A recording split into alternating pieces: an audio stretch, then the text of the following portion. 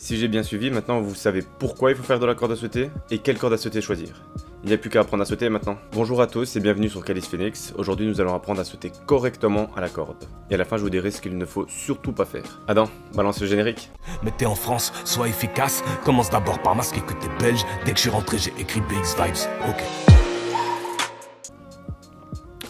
Avant de commencer, faites-moi un petit plaisir et matraquez-moi ces pouces bleus et abonnez-vous à Calice Phoenix pour un maximum de vidéos de type qualitatif. Alors, comment faire de la corde à sauter?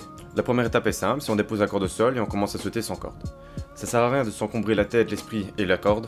Ça sert à rien de s'encombrer la tête, l'esprit et les mains de cet objet divin si on n'est pas capable de sauter correctement sans corde. Donc, après avoir déposé sa corde, on va sauter sur la pointe des orteils en engageant spécifiquement les mollets sans trop plier les genoux, mais en les pliant quand même. Il faut être le plus souple possible sans sauter trop haut.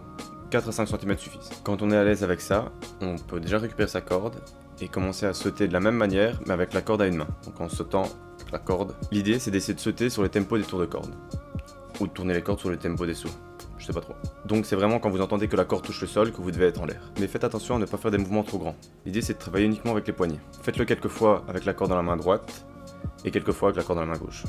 Après ces deux étapes, il n'y a pas de secret, vous allez devoir commencer à sauter à la corde normalement.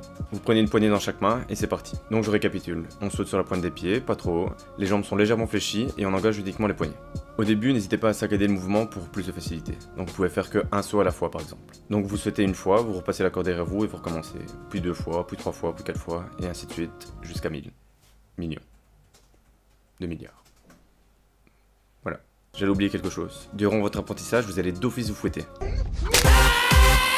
Et c'est pas une raison pour abandonner, au contraire, challengez-vous et fouettez-vous un maximum. Et bien sûr, il ne faut pas oublier que échouer fait aussi partie du processus et que le maximum d'un jour peut être le minimum d'un autre. Il faut autant accepter ses réussites que ses échecs dans la vie. Et réussir à dire ses échecs, c'est déjà une réussite parce que c'est pas si évident à dire. Je vous laisse essayer. Ou alors essayez en commentaire. Écrivez ses échecs. Alors, à plus du cul, Todaga. Maintenant, je vais vous dire ce qu'il ne faut surtout pas faire.